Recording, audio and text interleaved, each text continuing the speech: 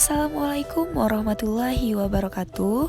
Perkenalkan, kami mahasiswa Stikes Payung Negeri Aceh Darussalam dengan dosen pembimbing Ibu Maida Rindi MPD.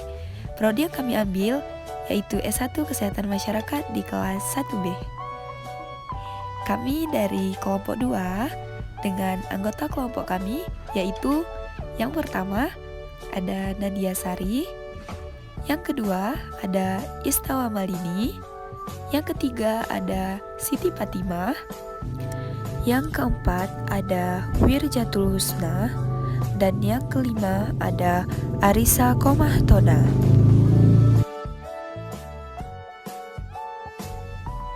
Baik, materi yang akan kami jabarkan yaitu yang pertama ada definisi atom dan penggambarannya, yang kedua perkembangan teori atom, yang ketiga pengertian bagian subatomik atom, dan yang keempat ada elektron valensi. Definisi atom. Pengertian atom merupakan satuan dari materi. Atom menjadi pembahasan penting jika berbicara mengenai dunia sains. Nama atom juga mungkin bukan lagi hal asing di telinga kita, sebab pembahasan mengenai atom ini bahkan sudah ada di mana-mana. Jika membahas mengenai alam semesta atau astronomi pun tidak pernah lepas dari yang namanya unsur atom. Jadi, atom itu apa sih? Dalam bahasa Yunani, atom berarti tidak dapat dipotong atau sesuatu yang tidak bisa terbagi. Contohnya, hidrogen, oksigen, karbon, dan lain-lain.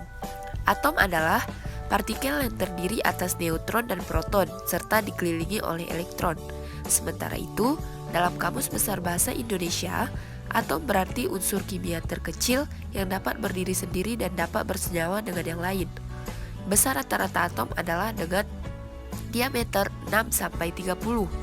Muatan positif pada inti atom bernama proton dan muatan netralnya adalah neutron. Semua inti atom memiliki dua muatan ini kecuali atom hidrogen 1. Atom hidrogen 1 tetap berisi proton namun tidak memiliki neutron.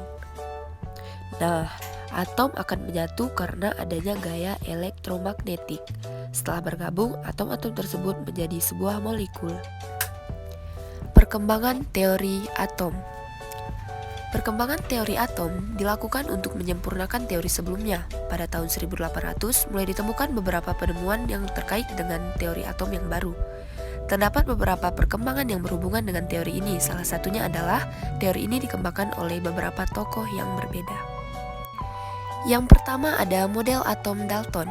Pokok teori atom yang dikemukakan oleh Dalton antara lain, atom merupakan bagian terkecil dari materi yang sudah tidak dapat dibagi lagi. Atom digambarkan sebagai bola pejal yang sangat kecil. Atom-atom bergabung berbentuk senyawa dengan perbandingan bilangan bulat dan sederhana, dan reaksi kimia merupakan pemisahan atau penggabungan kembali atom-atom. Selanjutnya ada model atom Thomson. J.J. Thomson pada pertengahan abad 19 atau tepatnya pada tahun 1858, beliau melakukan percobaan dengan menggunakan tabung lucutan yang menghasilkan sinar katoda. Sinar ini ternyata bermuatan listrik karena dapat dibelokkan oleh medan listrik maupun medan magnet. Kemudian ada model atom Rutherford.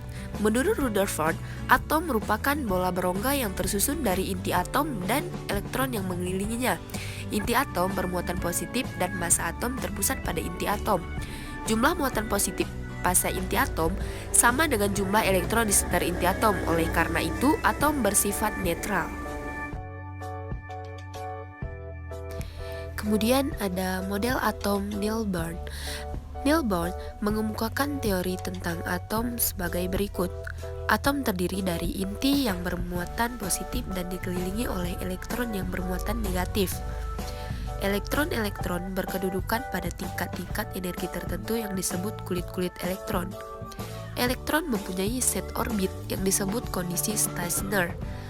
Elektron dapat berpindah lintasan ke yang lain dengan menyerap atau memancarkan energi sehingga energi elektron atom itu tidak akan berkurang. Dan ada model atom modern. Model atom modern didasarkan pada 3 pendapat ahli. Yang pertama, Berkeley menyatakan bahwa elektron bersifat gelombang dan partikel. Yang kedua, ada Heisenberg mengemukakan asas ketidakpastian. Yang ketiga, Schrödinger mengemukakan tentang persamaan gelombang elektron dalam atom. Ketiga pendapat tersebut menghasilkan kesimpulan tentang model atom modern. Model atom modern menyatakan bahwa kulit-kulit elektron bukan yang kedudukan yang pasti dari suatu elektron. Kulit-kulit elektron hanyalah suatu kebolehjadiannya saja. Nah, materi selanjutnya adalah subatomik atom. Partikel subatomik adalah struktur materi yang lebih kecil dari atom, dan oleh karena itu merupakan bagian darinya dan menentukan sifat-sifatnya. Partikel tersebut terdiri dari dua jenis, yaitu yang pertama komposit, dapat dibagi, atau elementer, tidak dapat dibagi. Subatomik atau jarrah adalah partikel yang bentuknya lebih kecil dari atom. Jumlah partikel subatomik yang dikenal dengan ilmu yang dapat dihitung dengan jari satu tangan: proton, neutron, elektron, neutrino, dan positron.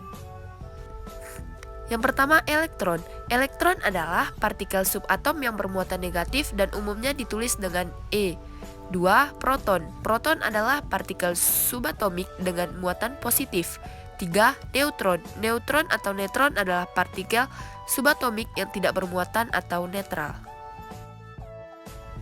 Elektron valensi. Elektron valensi adalah elektron pada kelopak terluar yang terhubung dengan suatu atom dan dapat berpartisipasi dalam pembentukan ikatan kimia jika kelopak terluar belum penuh. Untuk unsur golongan utama, elektron valensi hanya dapat ada di kelopak elektron terluar. Pada logam transisi, elektron valensi dapat juga berada di kelopak dalam. Selain dengan konfigurasi elektron, cara menentukan elektron valensi lainnya adalah dengan tabel periodik. Cara menentukan adalah dengan melihat struktur dari elektron. Nah, ini merupakan contoh soal dari materi yang telah kami jelaskan. Soalnya yaitu, dua elektron dalam suatu orbital akan berputar pada porosnya dengan arah yang berlawanan. Kesimpulan ini diambil berdasarkan fakta bahwa A. Elektron dapat berpindah kulit. B. Elektron bergerak mengitari inti. C. Daya ikat atom tiap unsur berbeda-beda. D. Tidak boleh terjadi tolak-menolak antara dua elektron dalam satu atom. Jawabannya adalah D. Kenapa? Karena arah perputaran elektron dalam orbital yang sama berlawanan dengan tujuan agar tolak-menolak antara muatan negatif yang dimiliki oleh elektron saling meniadakan sehingga atom menjadi stabil. Aturan ini juga menjadi dasar munculnya asas larangan Pauli. Sekian dari kami. Wassalamualaikum warahmatullahi wabarakatuh.